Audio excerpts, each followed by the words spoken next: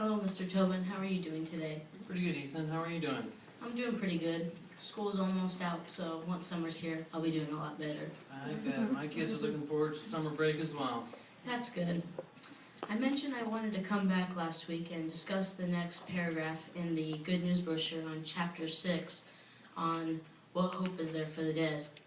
I know you had said previously that with many family relatives passing away, that it's been on your mind a lot.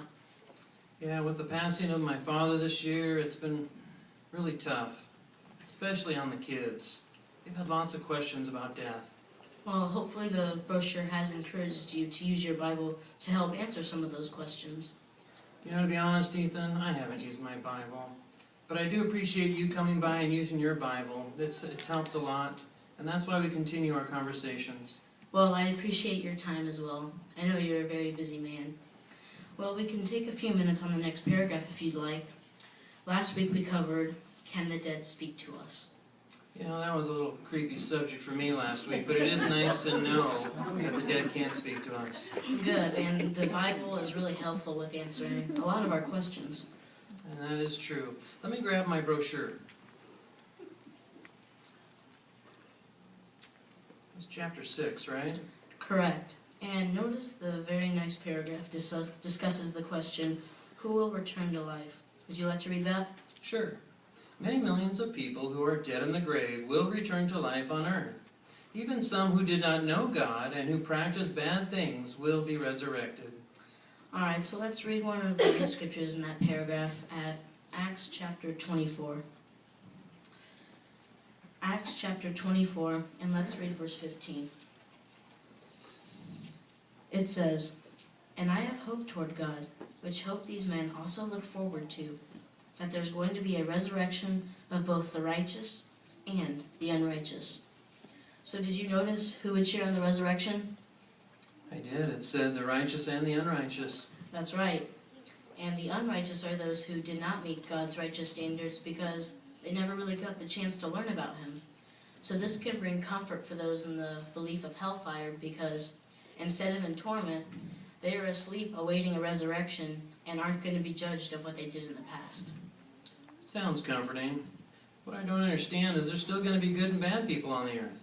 Well, let's read the next paragraph and see if you still think things will be the same. Okay. Resurrected ones will be able to learn the truth about God and to exercise faith in Jesus by obeying Him. Those who return to life and do good things will be able to enjoy life forever on earth. Alright, so let's read another one of the cited scriptures in that paragraph. Let's turn to Revelation chapter 20.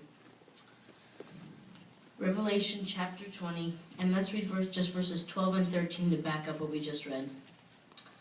It says, "And I saw the dead, the great and the small, standing before the throne, and scrolls were opened. But another scroll was opened. It is the scroll of life. The dead were judged out of those things written in the scrolls according to their deeds. And the sea gave up the dead in it, and death and the grave gave up the dead in them. And they were judged individually according to their deeds." So this resurrection is going to give the unrighteous the opportunity to learn about and follow God's laws. It says that they are going to be judged according to their deeds.